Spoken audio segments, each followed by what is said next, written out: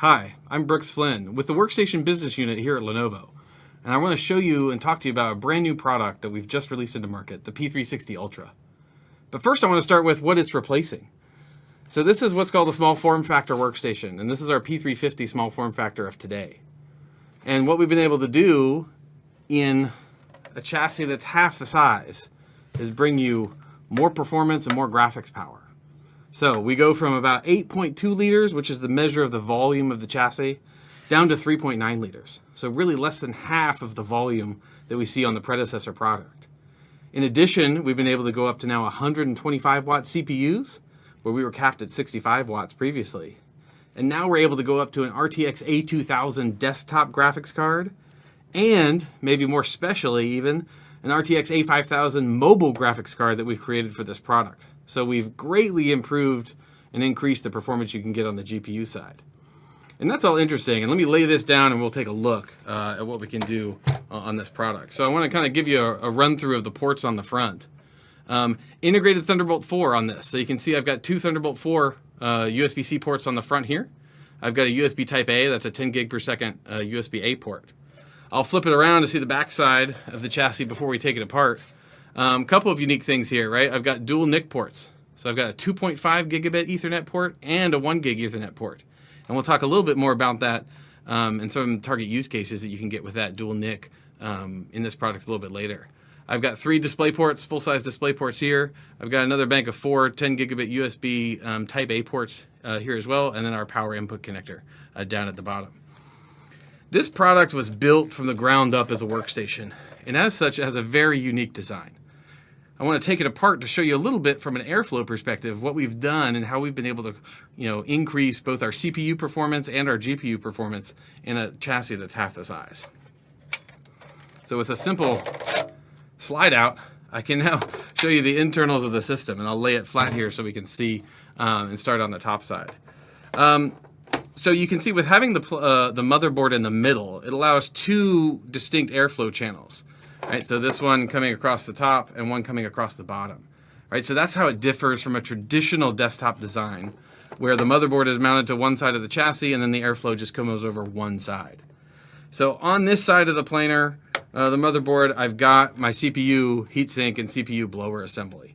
So this is for 35 watt and 65 watt CPUs.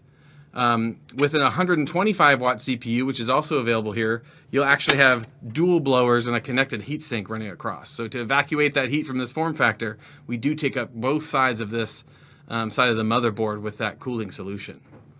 On the other side of the CPU, when you're configured with a 35 or 65 watt CPU, we have a PCIe Gen 4 by 16 slot here.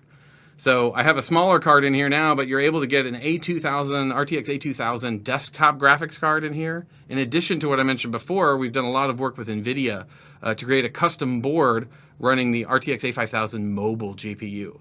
So that gives us a lot of GPU performance here that we haven't had previously in the chassis in the small form factor range.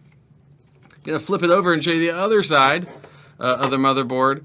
And here I want to show under the separate cooler, I'll pop this out of the way, I've got dual onboard M.2 slots for your storage, and it's got a separate blower heatsink assembly here as well to help keep those cool. And then I do want to point out here, you have 2 DIMM slots here. There are 2 on the other side behind the CPU as well, or kind of behind the blower of the CPU. So this chassis is unique in this architecture in that we're doing dual DIMMs per channel. So that gives us up to 128 gigs of memory in the P360 Ultra. Much of the competition you'll see in this space sticks with 1 DIMM per channel. We did a lot of work with Intel in order to facilitate this design and increase the capacity of what we could do in this chassis. When we go to and I can look at the back of the system, I'll actually flip it up like this. We're gonna look at the back, not the front. Oh, I got turned around myself to look at the system.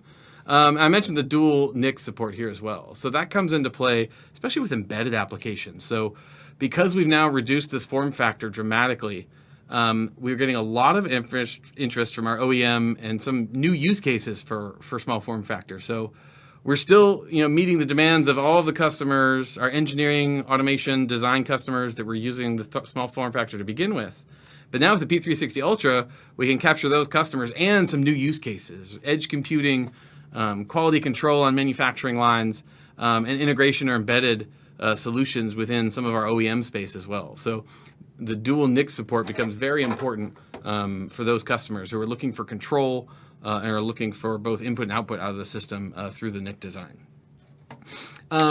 Walking around the system again, just again to highlight, the two Thunderbolt 4 ports on the front and the USB-A, but really brings a lot of power into a very small form factor.